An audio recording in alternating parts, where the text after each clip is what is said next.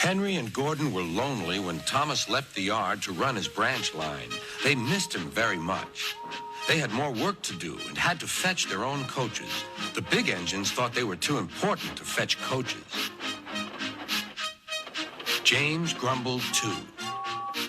"We get no rest, we get no rest," they all complained. But the coaches only laughed. "You're lazy and slack, you're lazy and slack," they answered. Altogether, the engines were causing Sir Topham Hatt a great deal of trouble. The big stations at both ends of the line each have a turntable. Sir Topham Hatt had made them so that the tender engines can be turned round, because it is dangerous for them to go fast backwards. Little tank engines like Thomas don't need turntables. They can go just as well backwards as forwards. But to hear Gordon talk, you would have thought that Sir Topham Hatt had given him a tender just to show how important he was.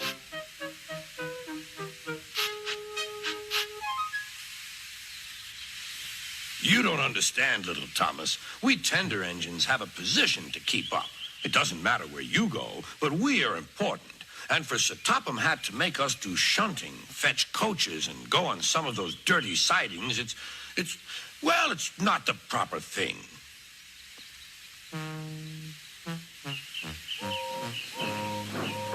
Thomas chuckled and went off with Annie and Clarabelle. "Disgraceful," Gordon hissed as he ran backwards to the turntable. The turntable was in a windy place close to the sea, and if he was not on it just right, he put it out of balance and made it difficult to turn.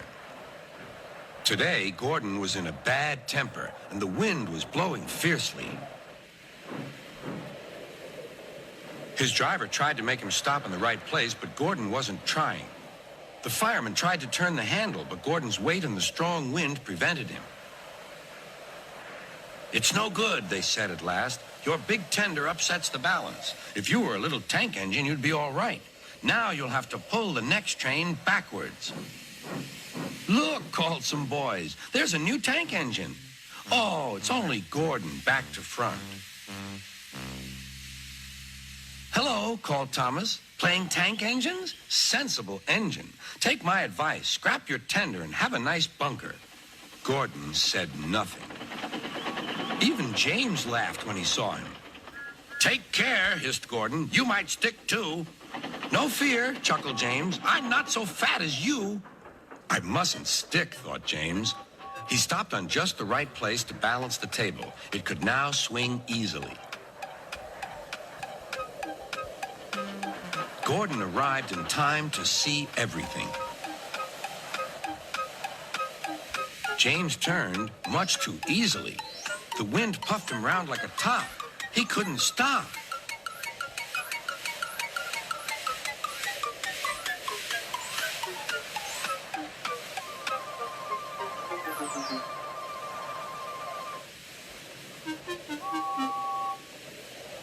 "Well, well," said Gordon. "Are you playing roundabouts?"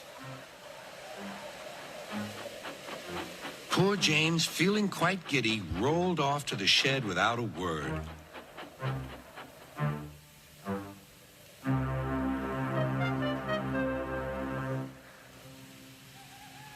That night, the three engines had an indignation meeting. "It's shameful to treat tender engines like this. Gordon has to go backwards, and people think he's a tank engine. James spins round like a top, and everyone laughs at us. And to add to that, Sir Topham Hatt makes us all shunt in dirty sidings. Ugh!" "Listen," said Gordon. He whispered something to the others. "We'll do it tomorrow. Sir Topham Hatt will look silly." The engines had decided to go on strike.